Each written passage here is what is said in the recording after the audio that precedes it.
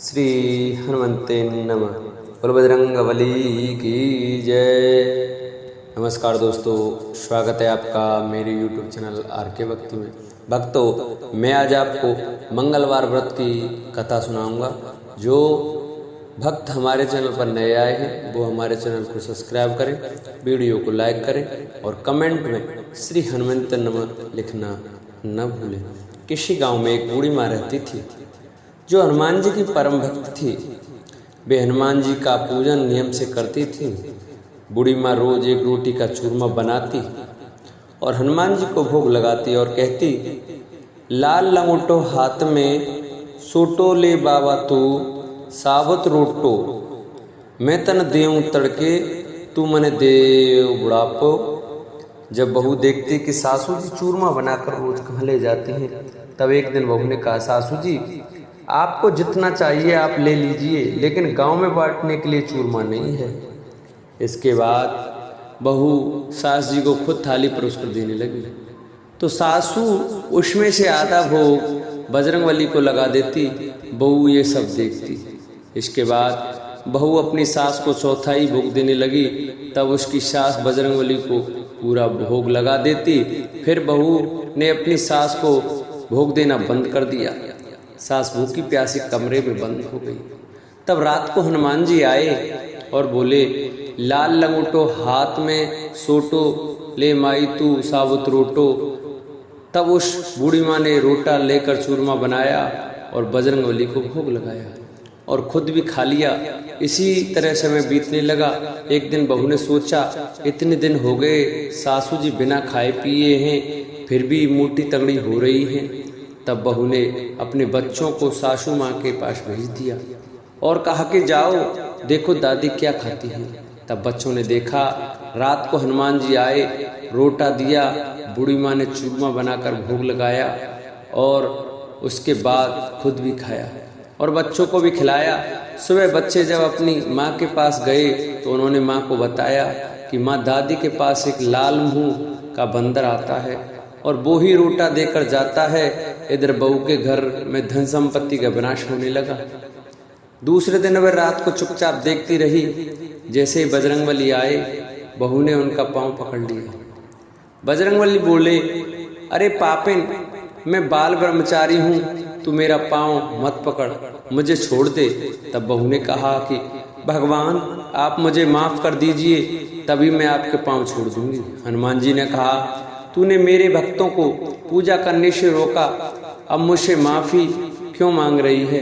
बहू ने कहा, भगवान मेरी आंखें खुल गईं, अब मैं मना नहीं करूंगी। सासू माँ जितना चाहें उतना भोग लगा सकें, जैसे चाहें आपकी भक्ति कर सकती हैं और मैं भी अपनी सासू माँ के साथ मिलकर आपकी पूजा किया करूंगी। तब हनुमान जी ने कहा, ठीक है जाओ, सब ठीक हो जाएगा। उसके बाद बहू बेटा अपनी माँ के साथ हर मंगलवार को हनुमान जी की पूजा करने लगे। हनुमान जी की कृपा से उनके घर में फिर से धन संपत्ति सब कुछ आ गया और बहू बेटा और माँ साथ साथ सुखपूर्वक रहने लगे। हनुमान जी जैसे अपने भक्ति बूढ़ी माँ पर कृपा की, वैसे ही अपने सभी भक्तों पर कृपा बनाए रखना। बोलो बजरंगबली की जय। प्राचीन समय में ऋषि नगर में केशव दत्त ब्राह्मण अपनी पत्नी अंजलि के साथ रहता था। केशव दत्त को धन संपत्ति की कोई कमी नहीं थी। सभी लोग केशव दत्त का सम्मान करते थे, लेकिन कोई संतान नहीं होने के कारण केशव दत्त बहुत चिंतित रहा करता था। पुत्र प्राप्ति की इच्छा से दोनों प्रतिदिन पति पत्नी प्रत्येक मंगलवार को मंदिर में जाकर हनुमान जी की पूजा करते थे। विधिवत मंगलवार का व्रत करते हुए उन लोगों को कई वर्ष बीत गए, पर उन्हें संतान की प्राप्ति नहीं हुई।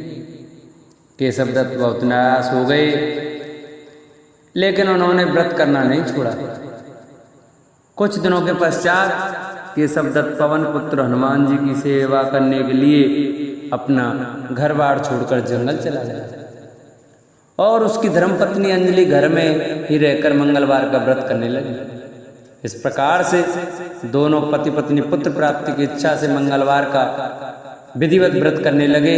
एक दिन अंजलि ने मंगलवार को व्रत रखा, लेकिन किसी कारणवश उस दिन वह हनुमान जी को भोग नहीं लगा सके और सूर्यास्त के बाद भूखी ही सो गई।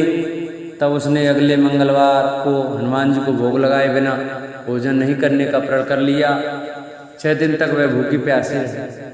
7वें दिन मंगलवार को अंजलि ने हनुमान जी की विधिवत रूप से पूजा अर्चना की, लेकिन तभी भूख प्यास के कारण वह बेहोश हो गई। अंजलि की इस भक्ति को देखकर हनुमान जी प्रसन्न हो गए और उसे स्वप्न देते हुए कहा, उठो पुत्री, मैं तुम्हारी पूजा से प्रसन्न हूँ और तुम्हें सुंदर और सुयोग्य पुत्र देने का वर देता हूँ। यह कथन सुनकर पवन पुत्र अंतर्ध्यान हो गए।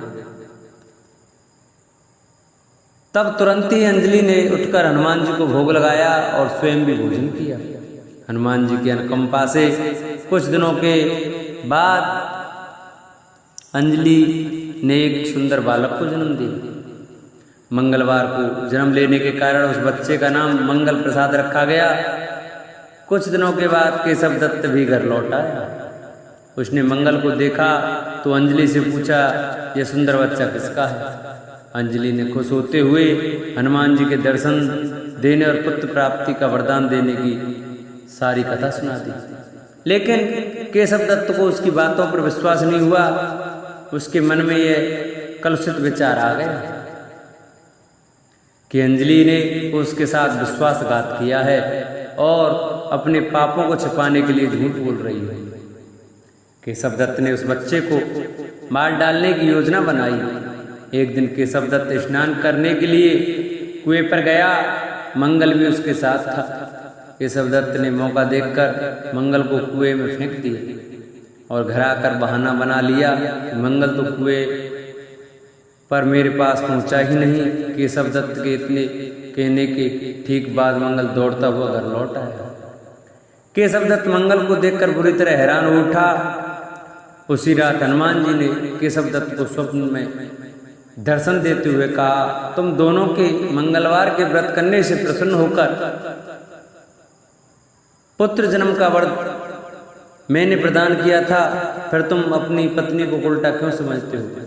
उसी समय केशव दत्त ने अंजलि को जगाकर उससे क्षमा मांगते हुए स्वप्न में हनुमान जी के दर्शन देने की सारी कहानी सुनाई।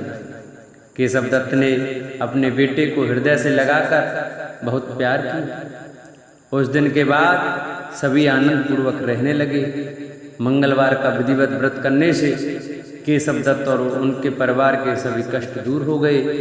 इस तरह जो स्त्री पुरुष विधिवत रूप से मंगलवार के दिन व्रत रखते हैं और व्रत कथा सुनते हैं, अंजनी पुत्र हनुमान जी उनके सभी कष्टों को दूर करते हैं। उनके घर में धन संपत्ति का भंडार भर देते हैं और शरीर के सभी रक्त विकार के रोगों को नष्ट कर देते हैं। वेदनहर्ता गणेश को बुद्धि, विवेक और धन का स्वामी कहा जाता है। हिंदू मान्यताओं के अनुसार गणेश जी की पूजा करने से घर में सुख शांति बनी रहती है और जीवन के सभी दुख दर्द दूर होने के साथ साथ शुभता का वास होता है। भगवान गणेश अपने भक्तों की जिंदगी में आई हुई विपदा को हमेशा के लिए दूर करते हैं और लंबे समय से रुके हुए शुभ कार्यों को संपन्न करते हैं। किसी भी पूजा में सबसे पहले गणेश जी की आरती की जाती है और बिना गणेश जी की कथा कहे कोई भी पूजा अधूरी मानी जाती है। आज हम आपको गणेश जी की कथा सुनाएंगे जो हर एक पूजा में सुनी जाती है। पौराणिक कथाओं के अनुसार एक गांव में एक विधवा अपनी बहू के साथ रहती थी। उसकी बहू मंद बुद्धि थी जो अपनी भूख बर्दाश्त नहीं कर पाती थी और हमेशा खाने के लिए तारू रहती थी।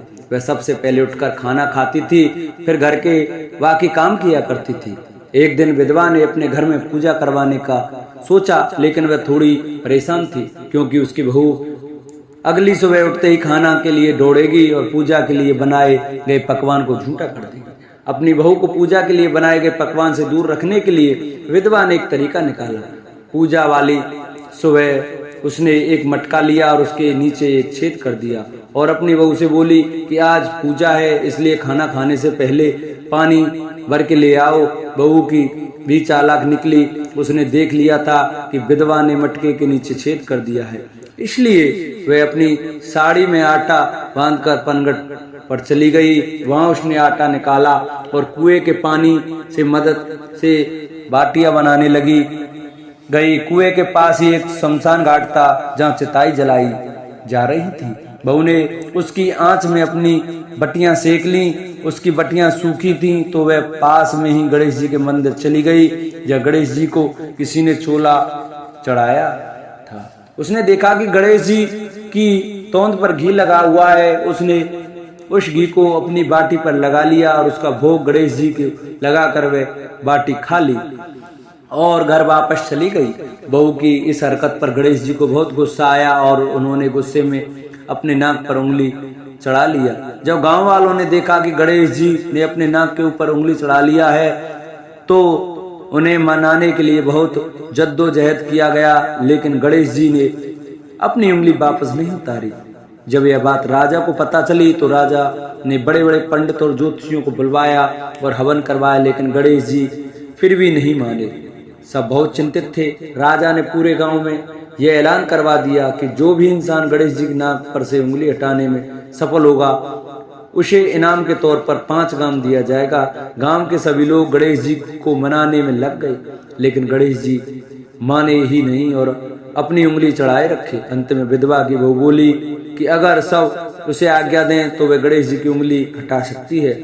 उसकी बात सुनकर विधवा हंसने लगी और बोली कि जब बड़े बड़े विद्वान कुछ नहीं कर पाए तो वह कैसे गणेश जी को मना पाएगी। किसी ने बोला कि जब सब लोगों को मौका मिला तो उसे भी एक मौका मिलना चाहिए। फिर सभी लोग बहू को एक मौका देने के लिए मान गए, लेकिन बहू ने एक शर्त रखी। उसने कहा कि उसके घर से लेकर मंदिर तक पर्दा बांधा जाए। सब लोगों ने सोचा कि इतना कुछ तो हो ही चुका है तो पर्दा बांधने में क्या जाता है। बहू के कहे अनुसार उसके घर से लेकर मंदिर तक पर्दा लगाया गया। बहू ने अपना दिमाग लगाया और वह अपने पेटीकोट में मोगरी छिपाकर मंदिर चली गई। मंदिर जाकर उसने गणेश जी से बोला कि मैंने आपकी तोंद से जरा सा घी क्या लिया, आपने अपने नाक पर उंगली चढ़ा ली। अब आप पर से उंगली हटा रहे हो या दूं एक मोंगरी कि अभी आपके टुकड़े टुकड़े हो जाएंगे। बहू की ये चेतावनी सुनकर गणेश जी थोड़ा डर गए और उन्होंने सोचा कि यह तो पूरी पागल है, कहीं सच में ये मेरी मोंगरी न मार दे। गणेश जी ने बिना सोचे समझे अपनी नाक पर से उंगली हटा ली, जिसे देखकर गांव वासी खुश हो गए और बहू का जयकारा करने लगे। राजा के ऐलान के मुताबिक बहू को 5 गांव इनाम में दिए गए। यह कथा सुनकर लोग गणेश भगवान से यह मांगते हैं कि वह भी उस बहू की तरह सबकी बात मान जाएं और उनकी मनोकामना पूरी कर दें। बोलो गणेश भगवान की जय। जिन भक्तों को हमारी वीडियो अच्छी लगी हो वो हमारी वीडियो को ज़्यादा से ज़्यादा शेयर करें, चैनल को सब्सक्राइब करें, वीडियो को लाइक करें और कमेंट में श्री गणेशाय नमः लिखना न भूलें। बोलो गणेश भगवान की जय। बोलो गणपति महाराज की जय।